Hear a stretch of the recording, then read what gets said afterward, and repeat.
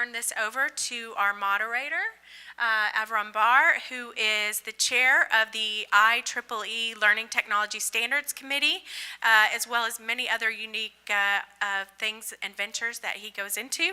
But turn it over to you. Thank you.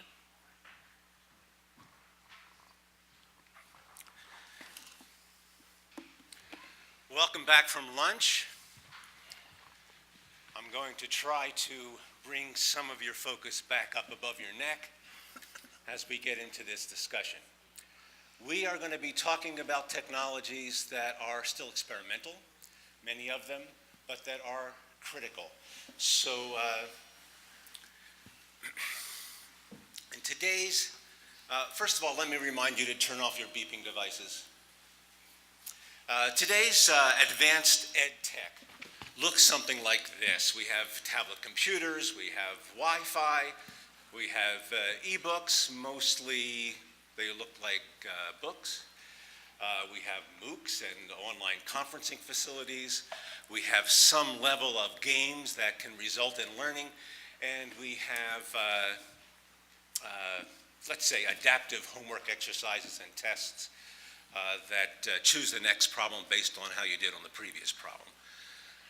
And we are having a lot of trouble for a lot of reasons in a lot of different contexts in introducing this advanced ed tech technology into the way that we teach.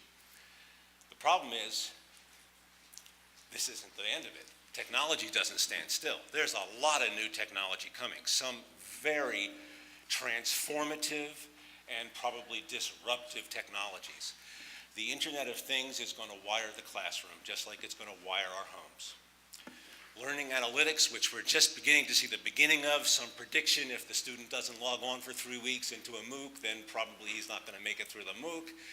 That kind of predictive analytics and sort of high-level management analytics is going to be replaced by real learning analytics, where we're actually trying to figure out from what the student does, what he or she understands, what problems they're having, what they're confused about, and how to remedy those things. The biggest changes probably will be in the user interface, where, all right, imagine yourself in a world where when you wanted to ask a question or understand something, you turned to your robot and asked the question. We already live in that world. That's what Google is. Google doesn't have a face, but it's a robot just like every other AI, and it's only going to get better, and now we're going to be speaking to them, and they're going to be looking at us, right back looking at us, because all of our devices have cameras now. There is a technology that the people have worked out at several different universities that I can't remember right now, that's called affect recognition, where using the camera on the student's device, they can tell by reading the student's face whether they're confused, bored, or frustrated. That's going to change the way we teach online. And of course, the robots themselves, the robo-tutors, the intelligent tutoring systems, build, compared to what we have now, really serious models of what the student knows and what the student doesn't know, what the student needs help on and what the student is confused about. And those models, again, are going to change the way we teach. And of course, there's the immersive environments that we've all talked about and that Carlos Castañeda will talk about a little bit more in just a few minutes. There's a huge amount of technology that's invading our world. I won't go into it because I'm just the moderator and I don't want to take too much of the time here. But between student learning lockers and personal assistants who track what the student's trying to do and how far he's gotten along, learning analytics, badges, and competency-based education, there's a really lot of technology coming our way. And just for an example, I worked with the IEEE Learning Technology Standards Committee, as Carrie said. We are in the business of figuring out how all of these systems, whatever they end up being, talk to each other. Because if they don't share data, if they don't have standardized data interfaces, there will be market problems that result. The market problems aren't there yet because there isn't enough of a market yet. But in just a couple years, 2 or 3 years, people will start getting pissed off that the system they bought a few years ago and they want to replace can't be replaced because all the content they put into it isn't transportable. That's what interoperability standards do. The IEEE developed a SCORM standard that some of you are familiar with 20 years ago. We're still in the business trying to figure out how these future technologies and the systems based on them will work together. One of the examples that we've worked on is, we call it the actionable data book. It is basically answering the question, suppose the author of a book could write something that happened on the student's tablet that might want to know where the student's located. Is he in the classroom or is he at home? What the student was doing last, how the student has done on other exercises.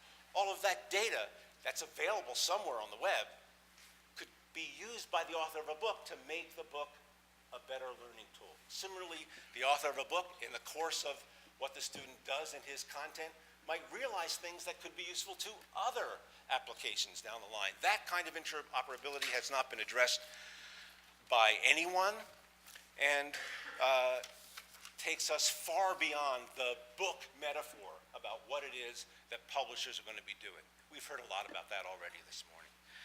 The IEEE is working in other areas too. In augmented reality, we have a standard project going.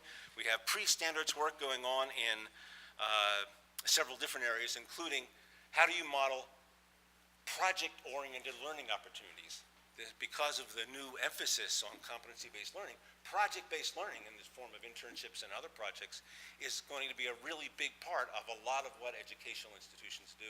We have no way of even talking about or comparing, much less offering online project-based learning opportunities in a standardized way.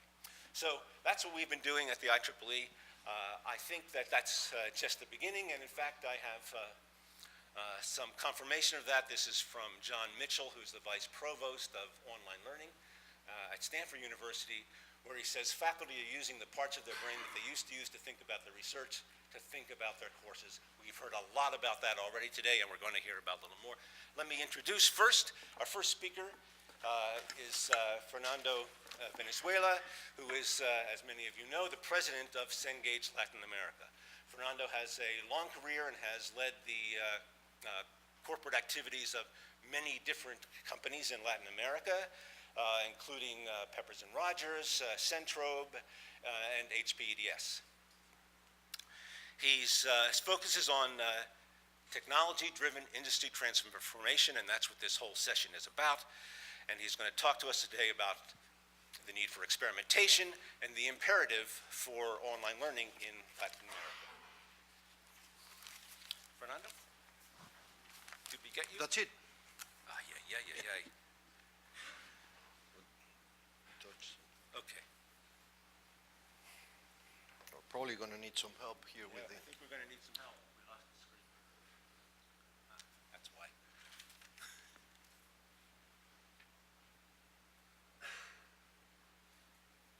All right.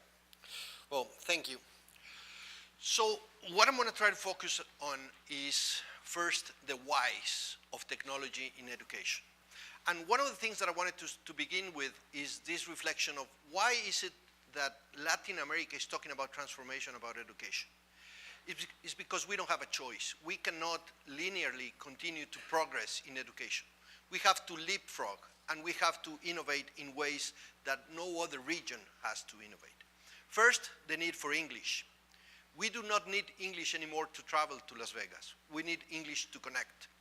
We need English to get a hold of the content. The other thing is the collaboration. And what you're going to see here is collaboration between a company and a public university and the projects of innovation that we're trying to bring forward. So this is basically the new world where information is readily available and where teachers need to change their role to curators.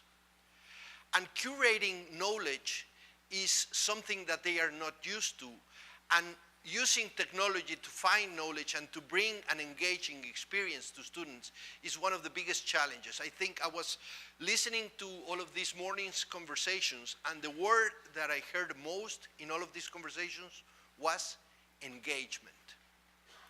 Engagement is probably the biggest challenge for better learning that we're facing in the future. So what sort of engaging model are we looking at?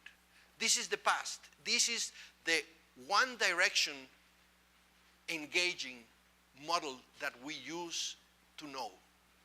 And this created the school's model of linear learning and engagement to one single source of knowledge. That is no longer true. This is what is creating a disengaged student in all of our schools and universities.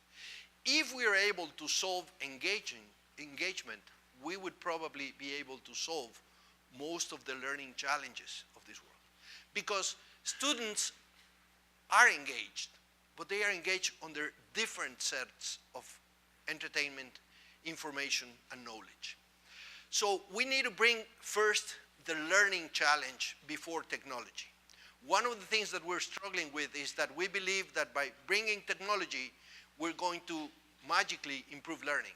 And we've spent millions of dollars in tablets, in infrastructure, but not necessarily in the learning experience. And that's what I'm going to try to talk about, to bring through the reality that we are struggling with engaging students that are being hit with several displays, many different information sources, many 7-minute approaches to learning.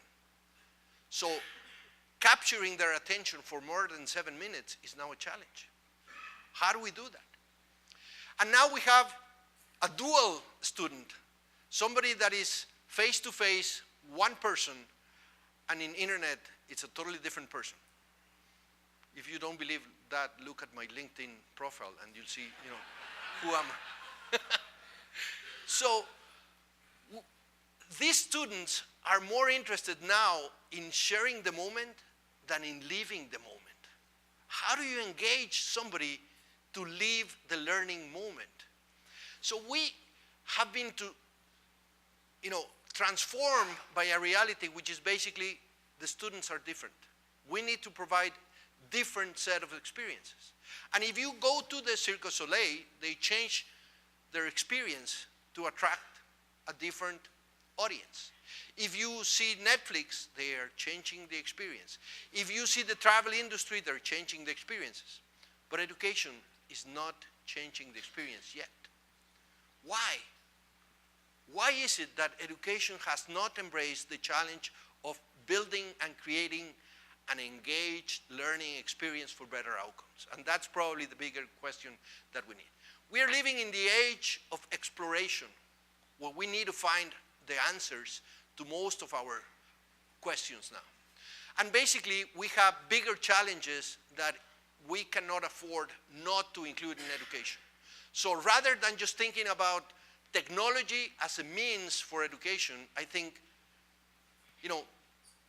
caring for the planet as means for education, or driving equality, gender equality, social equality, even language equality as means for education, as a bigger mission, are parts of what we need to be thinking about.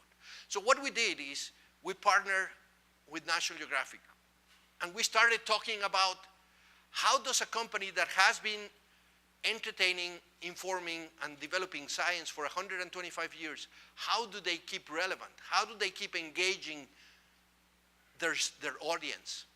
And with that, what we did is develop a different model, and this is one idea in which we started working with the University of Chihuahua, with Carlos and the team, to merge formal and informal learning. This is a museum up in the border country of Ciudad Juarez in Mexico. This museum experience was totally isolated. It was going to the museum and understanding history. What we did is we brought virtual reality, and we included knowledge that exists in the library to connect the informal learning in the museum with the formal learning at the university and bring it back home. By doing that, we made sure that the students were totally engaged with that. And we created sources like the archive of the National Geographic magazine, where they could, in the museum, access library reference material to bring it back to their schools.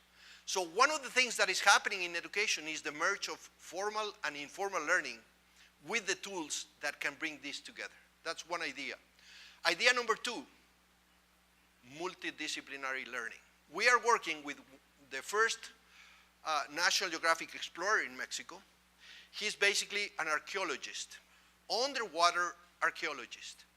But he's found through his research that the answers to the archaeologist questions for the Mayas reside up in the air.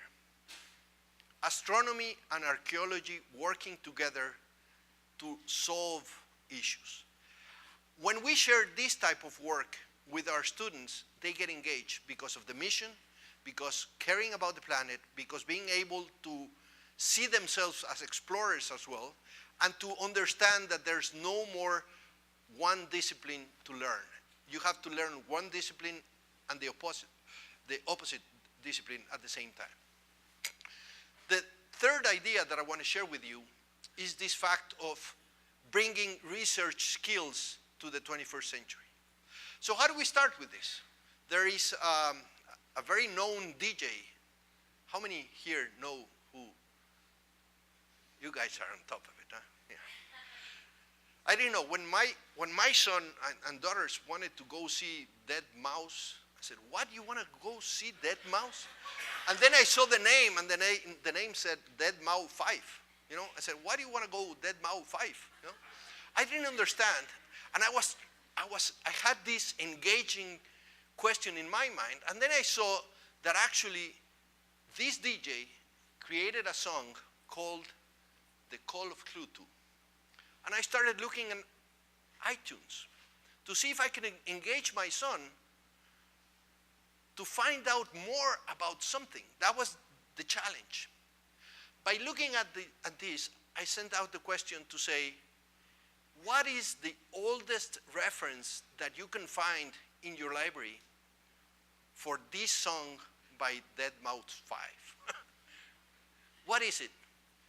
So what happened is they started looking at how this Call of Cthulhu monster actually was the inspiration for the song, and they went back and back and back until they found in their library, using the 19th century collection of original material, they found a letter to an author called Fraser looking for funds to write a novel. This novel that they found in this original 19th century letter was the key to engage and to produce research learning in their classroom. Because that novel was the answer for H.P. Lovecraft being able to write The Call of Cthulhu. And then all of these different monsters, novels, and songs that had to do with the fact that Fraser received the funds in the 19th century and inspired this whole thing that now has a DJ singing about The Call of Cthulhu. So what I'm trying to do is, I'm trying to start learning from the student, not from the teacher. What engages the student, and what is the end result, what is the end learning result that we're aiming to achieve? So if we approach this the traditional way, we would have gone directly to the 19th century, make them read a very boring letter of somebody that nobody knows about, instead of starting the task from the 19th century and from what it engages the students today. So this is what we're looking for, is the combination of critical thinking, the combination of student-centric innovation and engagement. If we solve this, we would be able to really change the learning experience. What we did is build a lab in Chihuahua, partnering with Carlos and the University of Chihuahua, which is basically the lab for innovative learning experiences. And we are trying to do more and more of that with collaboration between a publisher, a public university, technologists, and students and teachers asking to be engaged under a different learning experience.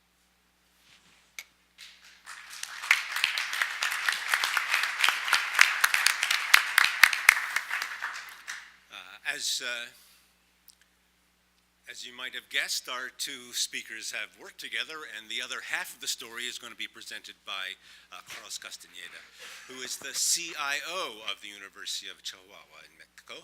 He studied economics and innovation policy, and he has been named one of the top 10 CIOs in Mexico by Information Week. He is a co-founder of this lab, Linnea, and as Fernando said, it's a think tank focused on educational innovation. So Carlos is going to tell us a little about the kinds of innovation and collaboration strategies that he's been working on.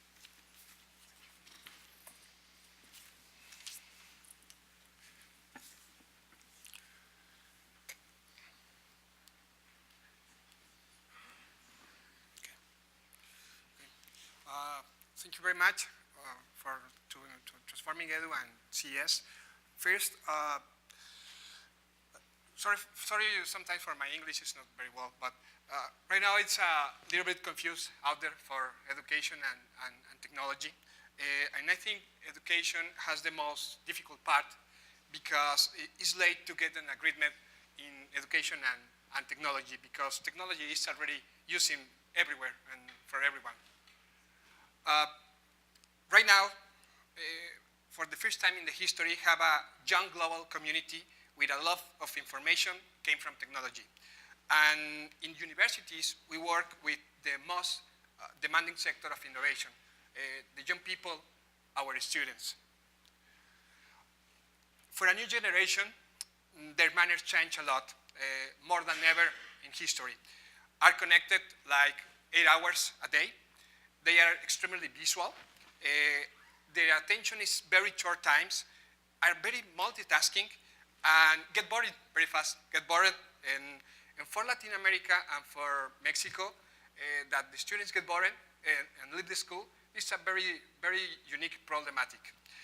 And by the way, that image is a contest that National Geographic Learning and our university founded. They call it Educational View. There are the photographs or about 100 universities in the north part of Mexico. Then the students and the teachers take pictures express about technology and education, and the terms they know and that should be in the future. For complicated the things, we have a lot of opinions about technology for using in education. Avron told about someone in the first of the presentation. And the worst part is that most of the technology comes from the entertainment industry, from the gaming, and that industry have a lot of dynamic innovation. That's why sometimes, if you think this very deeply, the universities were evaluating technology for using in education, but we don't even finish the evaluation when this technology changed a lot, and we need to start over again. That's why there is a struggle in education. Most of the paradigm of education had not changed in nearly a century, yes.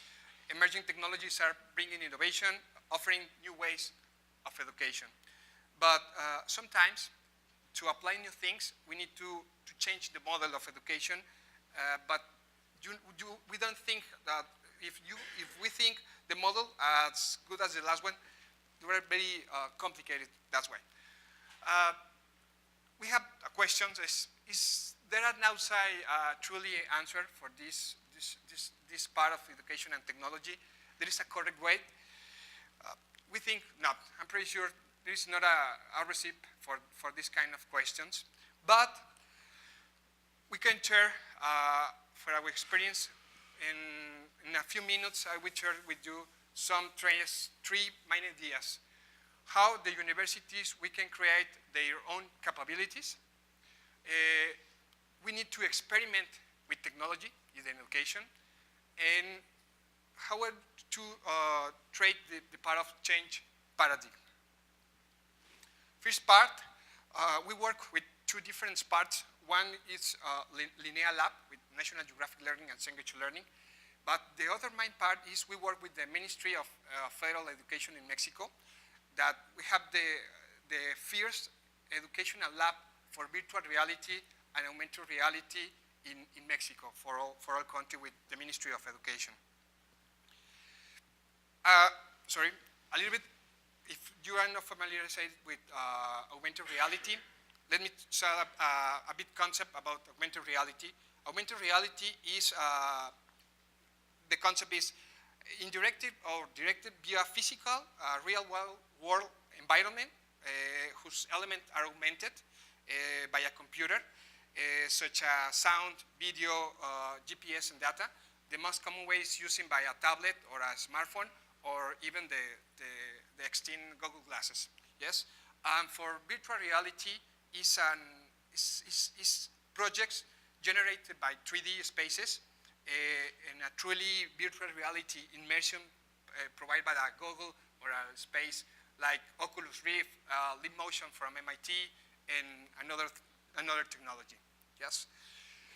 We start 3 years ago. We start engaging students in this new field about virtual reality, engages teachers, and hire software developers from our own graduates.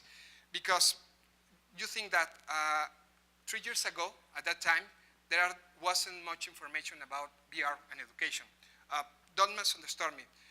VR for video games, VR for movies, VR for entertainment. There are enough examples, but in education, there wasn't best practice for using, what is the best practice to using VR for education, what is the best practice for software, what is the best practice for compiler, what is the best practice for design, VR, and education. 3 years ago, wasn't very information. But we begin with other platforms, another platforms using open software, creating synergy with communities and some enterprise like Cengage Learning, created communities with science museums, art galleries, engineering, and of course, National Geographic explorers. This is some pictures about augmented reality. One thing is you can, for the first time, it's very common for students right now have a mobile device, and the augmented reality seeing a mobile device. It's very common, and it's one of the part that we use augmented reality. And second, and we started seeming to be a simple develop augmented reality. We use Buforia, that is an open platform from Qualcomm. We use Mixare, that is an open platform to localize spots with GPS. Unity, Unity is a compiler for video games, but we are already using for education. In the left corner, this an app to navigate along the campus. It's very easy to use it to play in iOS or in Android. And with that, we reduce the physical signboards in the campus, and we reduce the visual pollution.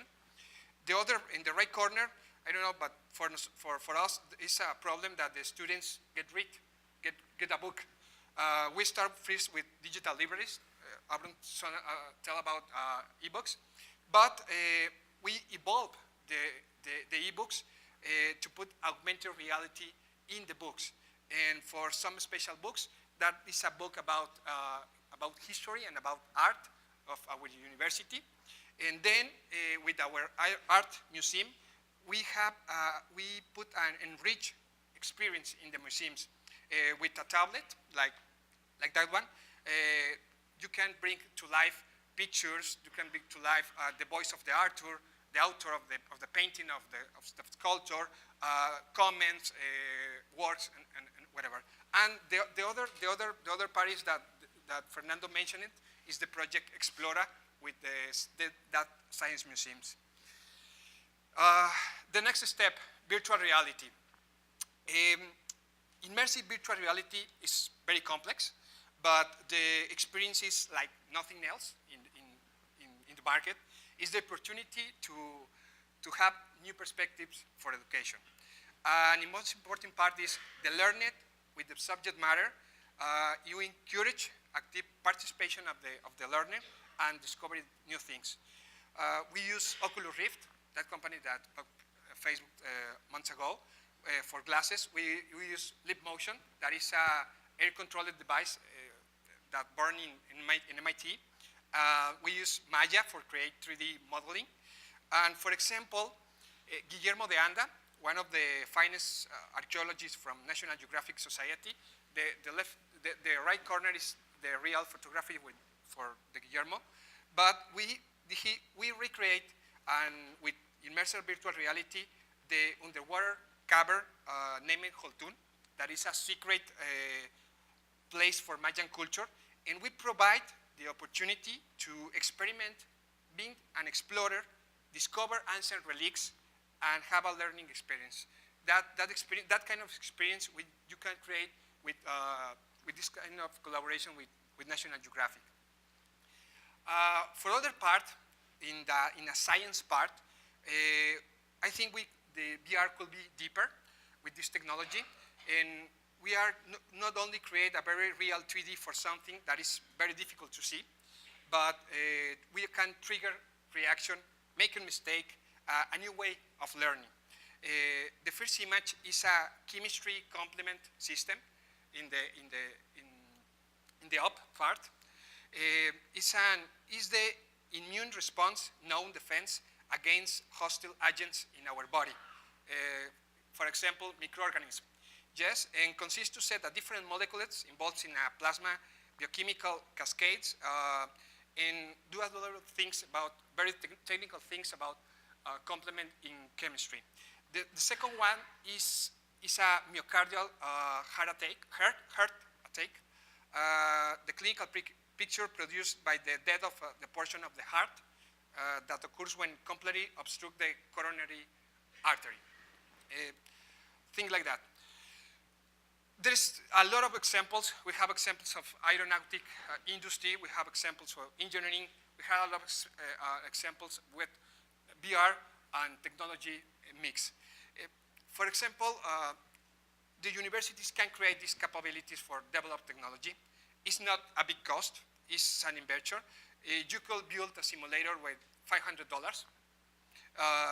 And with a simulator, in comparison, if you can create a simulator with $500, maybe in the market for commercial issue is as good as something for $10,000, and that is very cheap with a little bit proportion of the cost. For example, to get funding for the VR lab, our VR lab, we need to put all this research public and open. At the end of the conference, there will be my email. But all our research in VR and all the apps and all the experience is open. It's open for all the universities. That's one of the reasons that the Ministry of Education has funded to get this lab. We need to experiment with technology. We don't have all the answers, but initiatives will be strong. We need to put the creativity to work. We need to put to students. For the last, this is one of our hackathons. This is one of our hackathons that we participate with Trastelco and National Geographic Learning. That was the first binational hackathon ever between United States and Mexico. I think it's a very good idea to put the young people to collaborate. Thank you very much for all. Thank you, Avron. Okay. Yes. At the end of the summit, we are in the back hall.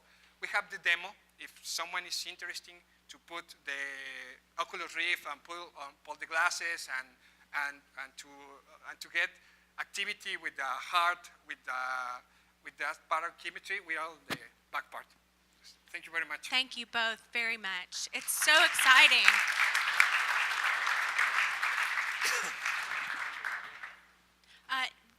Okay, maybe one quick question from our audience here. Yes. Thanks for your presentation. It's very inspiring.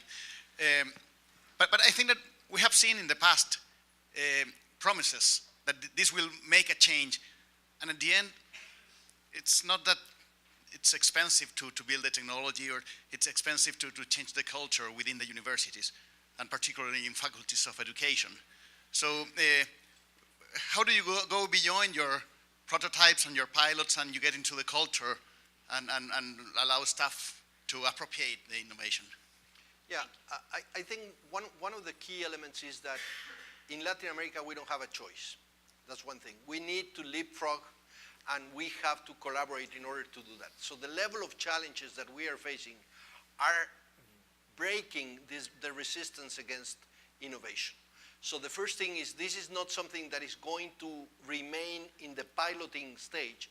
It's going mainstream faster than anywhere else, because the level of progress that we need, even if it's linear correctly, if we have the correct trend for the next 10 years, is going to take us 50 to 60 years to arrive to the quality of education that we need. So that has created the need and the desperation for public universities, companies, governments, technologies to all get together. So when you do that, the culture falls behind the way of, there's no way we can remain doing the same thing again. And just for compliment, we think that is very important part, experiment.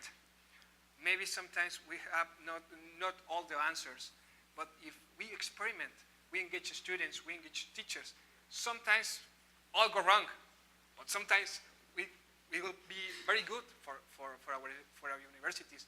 And I think this is a very good thinking about public innovation.